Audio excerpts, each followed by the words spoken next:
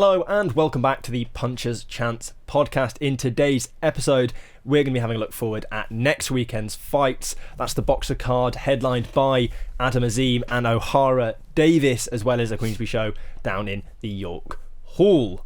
Straight into the action, straight into the business. Adam Azim back after the delays on injury, the Dalton Smith fighting Ohara Davies. It looks like it's going to be a good fight. It looks like it's going to be a good card. What are we thinking of the fight?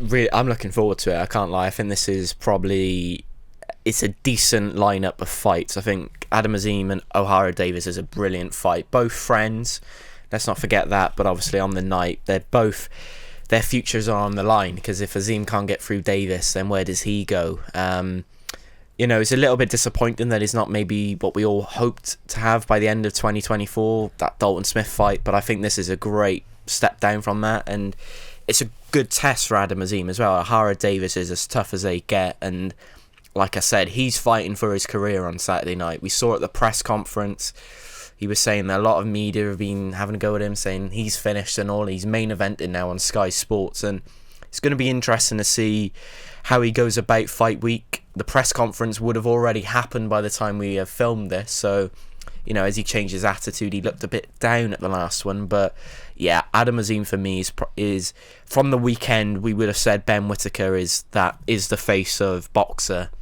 Adam Azim is the face of Boxer moving forward. And you just look at this card. There's a heavyweight fight, a British title fight that is as 50-50 as you can get, with Dan Azeez and Lewis Edmondson. Francesca Hennessy's on you. Shannon Courtney returns. You've got Anthony Yarde against TBC. What a fight that's going to be. Yeah, the thing is, a lot of people have been sleeping on TBC. Yeah. He fights 9 every week. Yeah. And he never loses. Not once. Sometimes he finds out as well if he can have the night off. Yeah. And then sometimes he doesn't turn up. But potentially by the time this goes out, Anthony Yarde's got an opponent. We're going to look really silly now because it's going to be announced Everyone's right now gonna be on like, Twitter. what are these mugs talking about? But there we go. It's just a good fight night. I love these Boxer cards because I think they've got the future of British boxing on. I think McKinson's on there fighting for a world title fight against Mbenga. Great fight. Mbenga's every time he's fought outside of South Africa, he's lost. So I think McKinson's got that. But yeah, that main event for me, if you're looking to watch one fight this weekend, it is Adam Azim, Ohara Davies for me. Yeah. Oh, this is my favourite part of the week, this, when I intro the show and then we just hand over to Harry and let him just do the whole thing. Through the old card. So if in future, if you guys want a quick 2-3 minute summary of a fight, just subscribe, listen to the first 2-3 minutes of this show. Yeah. Because everything we say from this point on is useless, pointless. Just repeating ourselves, it's just frivolous rubbish. But no, yeah, like you say, I do, every time I watch a Boxer show, I really enjoy the card, and I think it's just that they've got some likeable personalities, some likeable fighters, some exciting upcoming fighters. Fran's got a lot about her. She's in a tough fight. Dan Azeez, there's been question marks around him in his last 2 performances, but ultimately, he's a really lovely guy. He seems like such a down-to-earth normal bloke. And Adam Azim, from that Petit Jean fight onwards, I've kind of paid attention, because that fight, I think, was it that on the same night as the first Magnificent 7 card, I want to say, and they were on at the same time, and I flicked over to the Boxer one to watch, obviously completely legally, to watch Adam Azim, and really when he says that, it's not illegally, it's not legal, is it? No, absolutely not. No. When you're in Wetherspoons, you're watching this one here, this completely legal stream here. You're refreshing it and as then well. you go like this, type in a few things, and then you look at the screen over there, and it's on the next one. That's how you do it at Wetherspoons, until right? they buffer and it pauses when the knockout happens. Local MILFs in your area, all that sort of thing. Yeah. Back to the boxing. Back on track. Adam Azim, Ohara Davies. It's a good step up for Azim. Like, he's looked really impressive in his last few fights. Obviously, they win the European title against Enoch Paulson, and it was a 5th round stoppage, and that one looked very good. Obviously stepping up against Ohara Davies, it's going to be a tough test for him, I think, because like we spoke about earlier, he seemed visibly frustrated. The sort of the backlash he received since his last fight, that first round knockout against Barroso out in America, it was I think a really tough one for him to take, because like I can remember, obviously it was right at the start of the year, but the sort of reaction to it afterwards was a shock that he'd got beaten. I think he was going in expecting to win that fight, and obviously he got blown out of there in the first round, so it's a rebuilding period for him now, and this is a big chance to make a statement and put himself in the mix for that Dalton Smith fight moving forward instead of Azim. So it's a big fight for both men. If Azim can get through it on Saturday, obviously that Dalton Smith fight is the one that makes sense. It's the one that people want to see. It's the one Eddie Hearn really wants to see. Obviously he keeps badgering at Ben Shalom for making it. Dalton Smith has been obviously having digs at Shalom as well, following him around at some of the shows and asking him about it, so I think it's inevitable that we see that fight at some point. But yeah, really looking forward to this one on the weekend. Two very good fighters in terms of fighters from Britain, probably, well, they're both probably top 3 at super lightweight in Britain, so it's a very good fight, another great boxer show. And let's not forget as well that Davis has been the distance with Jack Castro. He's obviously fighting next weekend against Regis Prograis in a brilliant fight. He's also fought Josh Taylor, got stopped in, I want to say the 7th, and then obviously in that last fight didn't look himself at all in that. But it's a good fight to come back to, and like I said, if Azim can't get rid of Ohara Davies, then there's obviously a maybe slight question marks on him, but I think it's just a great fight. And I think when it was announced, I think I put in the group chat, this is for me the next best thing for Adam Azim to make that step up. If we didn't get that Dalton Smith fight, this was the fight to make, and they've made it. And yeah, it's, some people are going to favour Davis because, like I said, he's fighting for his career in this, so it'll be interesting to see what the predictions are for it. But yeah, I think Adam Azim wins comfortably. But yeah, this card is just incredible. Dan Azeez, you talk about someone who's fighting for his career. Saturday night, if he loses, I think that's it, because he's coming off that draw against Sepp at Selhurst Park, where I want to say I had Sepp winning that fight, and I think he was quite lucky. You did. I think he was quite lucky to get the draw. And we've obviously seen Lewis Edmondson. I think he's a brilliant character. The last time he fought down here in Cardiff against Joel McIntyre, and you know, Edmondson could have gone the route of a central area or a southern area, English then British. He's just gone straight for the British, and you got to give him props for that. Is it too early? He's 9-0 in his 10th fight. He's going for a British title fight. Fraser Clark at the weekend did that. I think he's catching Dan Azeez at the right time, because I believe he's maybe low in confidence after that loss to Buatsi and then that draw against Sepp. I think that must have hit him very badly. But yeah, I'm a big fan of Lewis Edmondson. They've met before in the amateurs as well. Edmondson got the upper hand on that. And some things that people need to remember is Dan Azeez has already become a British champion before. I believe he beat Hossein. I got his name by ear. What's this for? Hosea Burton he beat for the British. I knew it was Burton, I didn't know his first name. Yeah, if he loses this fight on Saturday night, I don't see a way back for him to get back up to the top end of the division. But yeah, Lewis Edmondson, fair play for him. He's rolling the dice, and he could come up and cause a big upset for a lot of people. But for some people, it's not even an upset because they know how good he is. Yeah, I was really impressed with him when we seen him in Cardiff. He looked like a very good Joel fighter. McIntyre he fought, wasn't it? Yeah, and like you said, a good character, good personality as well. He could definitely sell a fight. He obviously was pushing for the Ben Whittaker fight around that point, and I think a winner between these two, you will probably be keeping an eye on that potential rematch of Whittaker and Liam Cameron, because that could be a next move for either of these guys to sort of climb the rankings. But yes, in terms of Dan Azeez, he was bested against Buatsi. The last fight, I think he just did not look himself at all. He was just looked like a completely different fighter, like a complete lack of confidence, I think, and unwilling to throw any shots, and was just getting caught with really sloppy mistakes that you wouldn't normally expect from someone of his experience and his calibre. So it'd be interesting to see how this plays out on Saturday night. And like you said, it could just be a case of Edmondson catching him at the right time. Maybe as Azeez is sort of, I don't know if he's coming to an end necessarily, but at the lower point of his career, whereas Edmondson's sort of on that rise and looking to, if he can pick up a British title, is a massive move for him in terms of his career. A 10-0 and a British champion is some move from him. So yeah, looking forward to seeing how it plays out. Yeah, now you said it, I think that Whittaker-Cameron winner would be a really great fight, because Dan Azeez, like you said, I think he's fought 3 times for the British. He won it once, defended it once, and then lost it against Buatsi. Yeah. He fought for the Commonwealth against Rocky Fielding.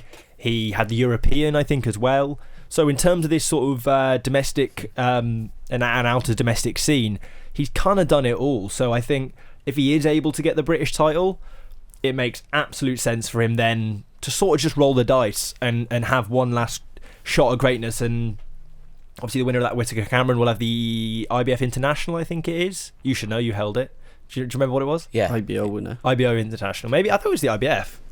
Or was it the IBF? IBF? I don't know, mate. You held it. We both held it, and I don't know. I think it's the I did. IBF. It's a red and gold one, and I think that's the IBF colours. Yeah. Either way, Yeah, maybe. it's Quickly getting up his profile it's picture another with thing. him. And for Louis Edmondson, obviously that Whittaker fight has been bubbling away for a number of years now since he appeared. I think it was after the Khalid Graidia fight for Whittaker.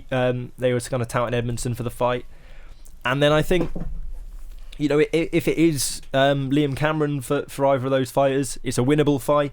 But also Lewis Edmondson can then, you know, sell the whole, well, I wanted to fight Whittaker, but someone else beat him before me. I'll just go beat the guy that beat him, and you know, that works as well. I do like Edmondson. The only thing I remember from when I interviewed him was he was talking about spicy wings and tingly bollocks, which I don't from know. TGI Fridays. Yeah, so, you know, that's all I can actually remember. But it was a good performance on the night from him. And then Anthony Yarde as well. You know, Anthony Yarde, I think more than ever now, when you look back at his performance against who was it he fought? Beterbiev, wasn't it? Yeah. He looks quite impressive. He's probably done, bar Bivol, he's probably done the best out of the lot of them. He hurt Beterbiev in that fight at Wembley, and let's not forget as well, he went to Russia, went to Kovalev's backyard and fought him there, and looked good but didn't have the stamina at the end of it. And yeah, it's good to see him back. Surprised it's on a boxer show, because a lot of people were saying he's still contracted to Queensbury, but he's appearing on Sky Sports on Saturday night. It's a bit of a strange one, but it's just good to see him back out again, because he must be looking at this what Riyadh's season's doing with boxing, and especially the light heavyweight division, and he's probably thinking, what have I done? You know, that should have been me on September 28th against Buatsi in front of 90-odd thousand people at Wembley. That should have been me. He's probably kicking himself there that he didn't really take the opportunities earlier on in the year, or even the last year as well, but it's good to see him back. Obviously, he's not going to be up against a decent opponent. He should easily get through him. And potentially, if he gets through unscathed, we could see him back out at the back end of the year. And I think that Lyndon Arthur fight, for me, is probably one that he wants to target for Anthony Yarde now. Did he not already fight? He's already fought him for the... but Lyndon Arthur beat him, yeah. Get the rematch with him. I think that's probably the next logical step, because Buatsi now, he's waiting for one of the governing bodies to say to Beterbiev, you have to vacate that or fight Buatsi, because he's got that world title fight. But yeah, there's some great fights for Anthony Yarde, but I think Saturday night's a tune-up for him, and whoever he fights, I expect him to get them out of there within 4 rounds at least, you know.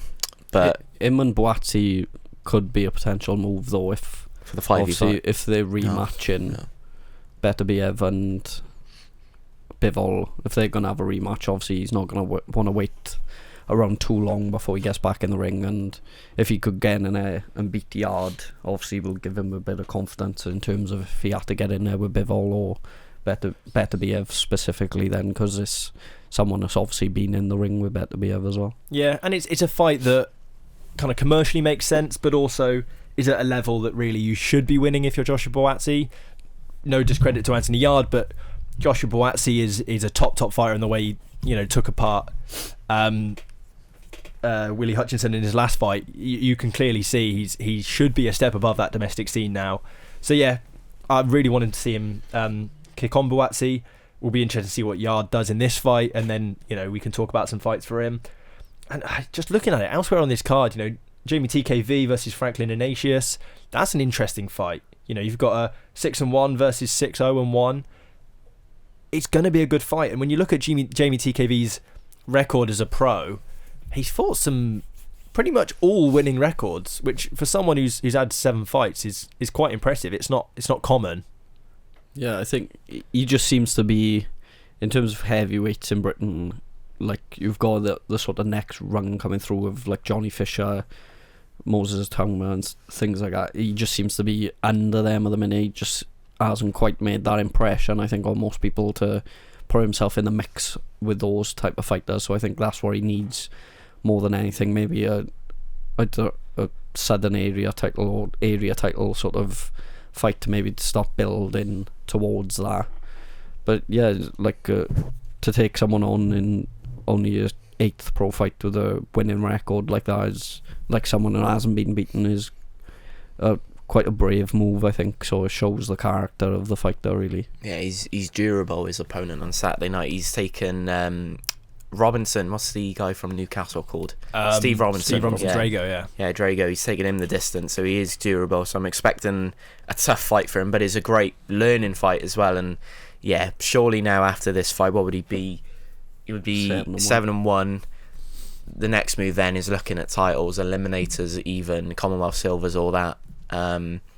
But another fighter on the card, Francesca Hennessy, she's up against. She hasn't got a to-be confirmed opponent, which I'm quite shocked about.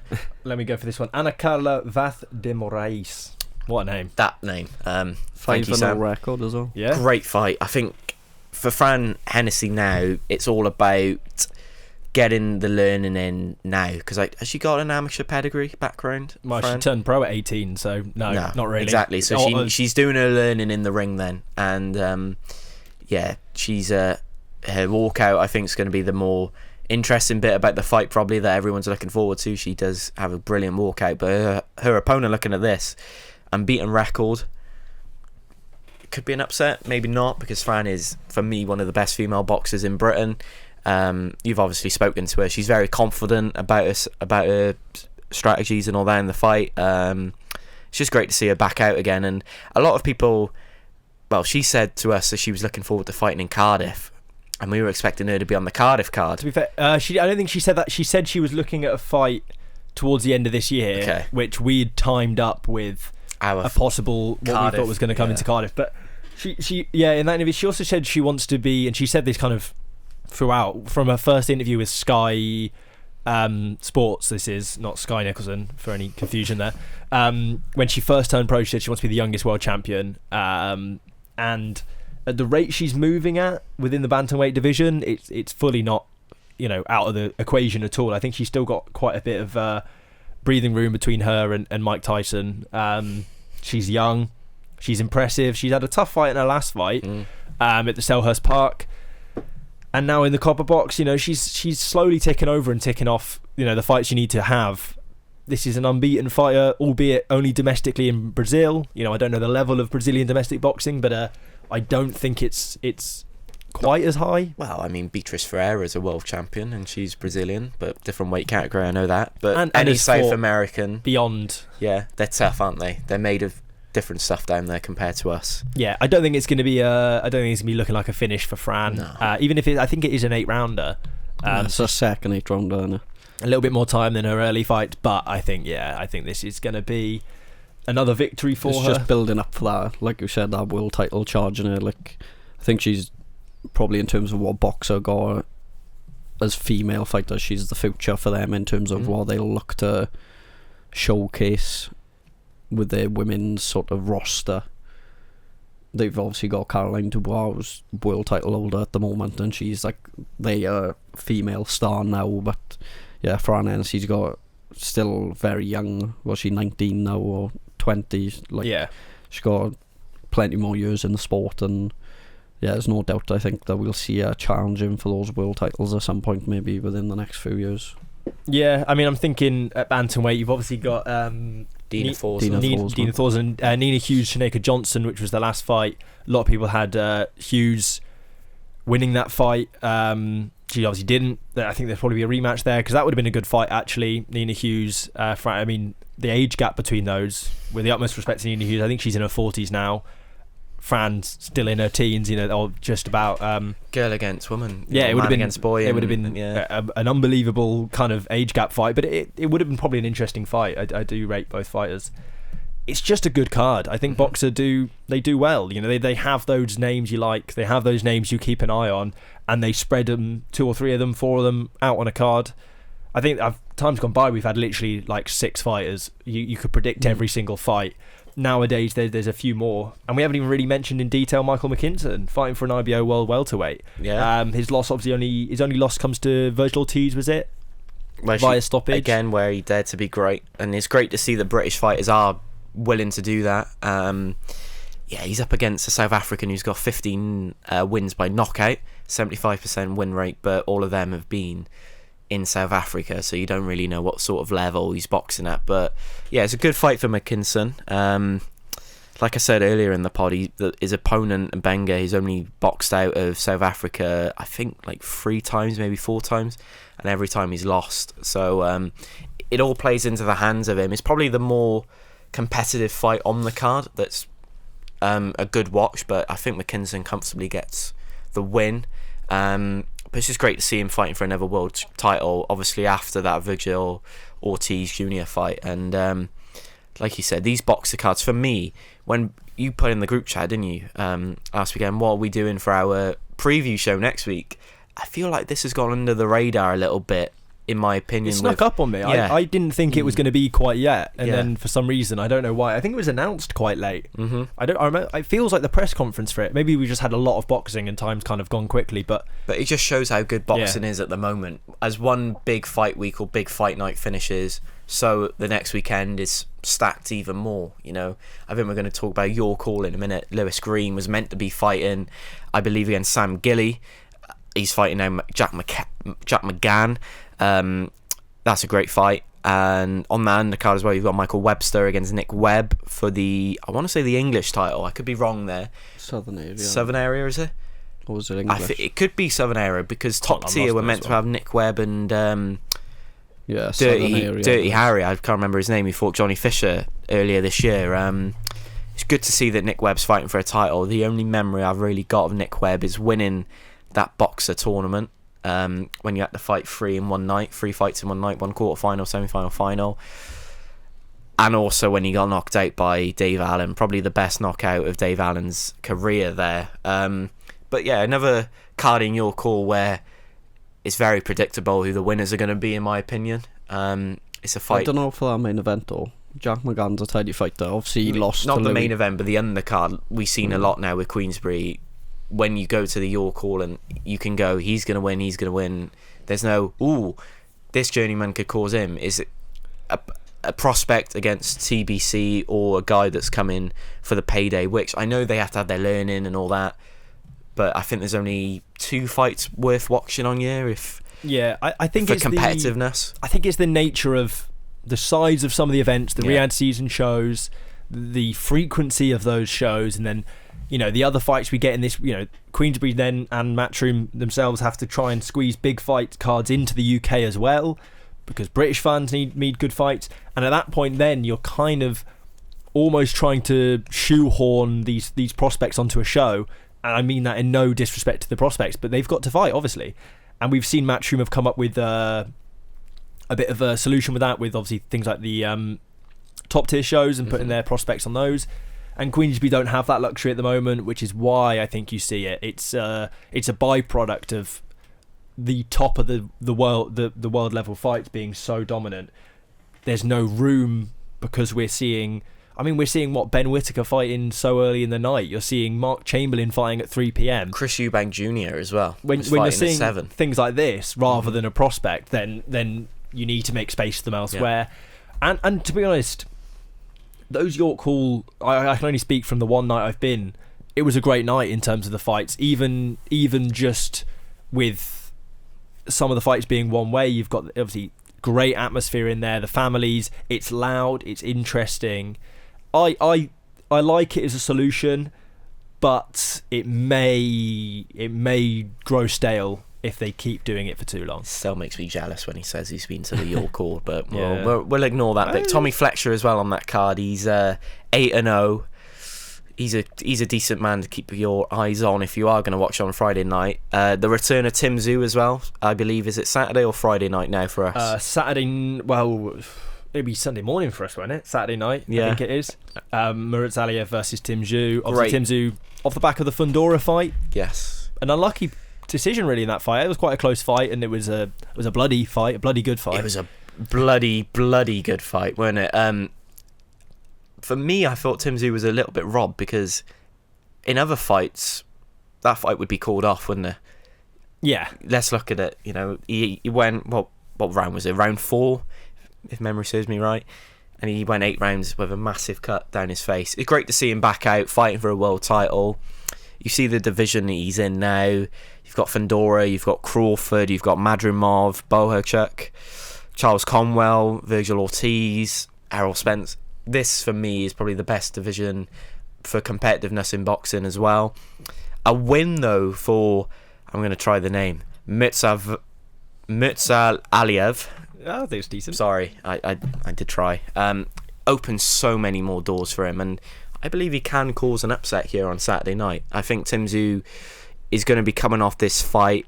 It'll be interesting to see as well, come fight week, what the scar looks like, because that surely gets into the game plan of his opponent. And yeah, it's just, if you're looking at another fight to watch this weekend, for me, there's 2 fights of the weekend. You've got Dan Azeez, Lewis Edmondson, and this one, I think, is one that you have to sit down and watch, because I think this has got rounds in it. I think it's going to be a chess match. Who's going to make the first mistake? And Tim Tszyu, for me, if he loses here, where does he go? You know, Saudi Arabia is investing a bit more into this division at the moment. Does he then fight the rematch with Fundora, which I believe a lot of people are calling for, and I would love to see that. But I also would love to see Fundora against Crawford, Fundora against Errol Spence Jr., which apparently is the fight that's happening next. Where does Murat Aliyev fit into that? I don't know, but yeah, it's a great night. It's a great weekend of boxing. Again, how many times have we said that this year? It's a great weekend of boxing. I think we said it for 52 weeks. I was going to say about 50, 51 maybe. Yeah. I think it was it's silly, ain't it? It was the Mayweather John Gotti weekend that was probably the only weekend we were struggling, weren't we? It was a dry week for content, but that to say that is all we've got. And he's still Floyd Mayweather. And worst case, you can just you say a few things about Jake Paul, you get a few views. Yeah, light work, easy. This mug. Let's jump over to the predictions on the Boxing News app. God forbid, hell has frozen over. Harry won a predictions. God knows how. I think that's like 2 weeks in a row now. Really? Yeah. Is it? I think so. No, I don't know. Technically, Maybe. because we drew the other week. And I won, so.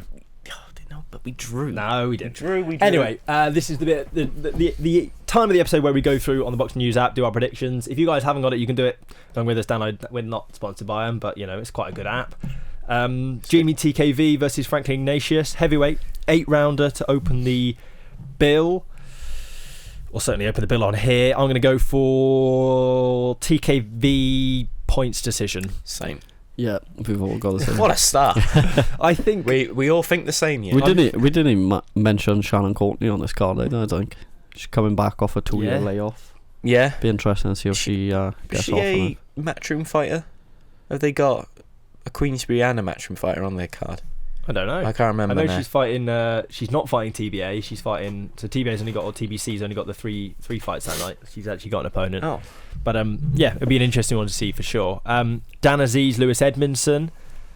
This is probably the tougher one to call. Harry, I'm going to let you go first on this one. I really like Lewis Edmondson, and I think for me, I want to be proved wrong by Dan Azeez, and to be proved wrong by Dan Azeez, that's to stop him. But that's my brain talking. My heart's saying Lewis Edmondson stops Dan Azeez late, and that's what I'm going with. Fair enough. What about you, bud? I've gone with Lewis Edmondson winning by points decision. I think it's just coming at the right time for Edmondson. I've been really impressed with him in his last few fights. So, yeah, I think this is where he makes his statement, takes our British title, and he'll have the chance to move on into other big fights. we're going to have a winner this week because I'm going to Dan Azeez points decision. Oh, wow. I like Dan Azeez. I really like Dan Azeez. He interviewed him as well. I've never interviewed Dan Azeez. No, Lewis Edmondson. He talked about TGI Fridays with him. Yeah. I don't know. I must have been hungry that night because I think I just interviewed. You were hungry that entire week. You had Jessica McCaskill, Rick Ramos as well. Everyone talking about food. Michael McKinson. Do you know what? I'm quite hungry now actually as well. I am starving. Michael McKinson, Tonani Mbenge, welterweight 12 rounder for the IBO World welterweight title. Ben, what are you saying? You said earlier that the worry from Mbenge is the knockout power. But I think that's the only thing McKinson has to worry about. But I think he'll win on a points decision. I thought for a split second then he's going to run He had us in the win. first half. I'm going for Michael McKinson points decision as well. Oh, yep. Same. Yeah. So I think it might be this last one might. I think it's going to come down. I don't think it is, but I'm going to go for an Azim knockout. Is what I'm going for. I've changed it. He literally just switched it his after looking away. Bottle job. Absolute bottle job. I think, he needs to make a statement, don't he, Adam Azim, if he wants to fight Dalton Smith, you have to stop Ohara Davies. I think Davis makes it tricky for him early on, but then Adam Azim works him out, and I believe he gets him out of there late round 9-10. Fair enough. I've gone for Azim decision. I think he'll have a bit too much for Ohara Davies skill-wise, but I know Davis is going to come into this fight really wanting to prove himself after that last fight, and you could see the sort of anger of the reaction he had from the last fight. So I think he'll put in a good fight. I don't think he'll get him out of there, but I think he'll do enough to win there on the decision. Fair enough. It's hard to argue. We will see on Sunday when inevitably Ben probably wins. Yep. As usual. I wish. Do you know what? I haven't actually won one in a while, I don't No, it's been a while, and we've all been really lazy. At some point, we will have to go through all of these, see who's won all of them, and work out and actually get a leaderboard. I think I'm going to be bottom because I go with my heart a lot of the time. These two are boring with their predictions. No. Apart from this week, I'm quite surprised with your Azim KO. I like that from you. Yeah, why not? Boring from Ben. He gets minus 10 Boring points Ben. for predicting Tyson Fury as well. Yeah, he does. That losing that Usyk Fury one was the big one. Yeah, I nearly quit. Minus 100 I nearly aura quit for the that podcast on the following morning. I can't lie. Still never sang the Ukrainian national anthem. I'm still waiting. Yeah. Shocking. Yeah. Anyway, if you want to see Harry sing the Ukrainian national anthem at some point, subscribe. I can't make any promises, but it's worth a go. The Subscribe. paycheck's not enough, so Fair enough. yeah. Twitter, follow us on Twitter for updates, a few articles here and there. We're on Facebook as well, TikTok, Instagram, all that good stuff. Spotify for our audio episodes. And other than that, we'll catch you all next week for another set of episodes. But punches chance.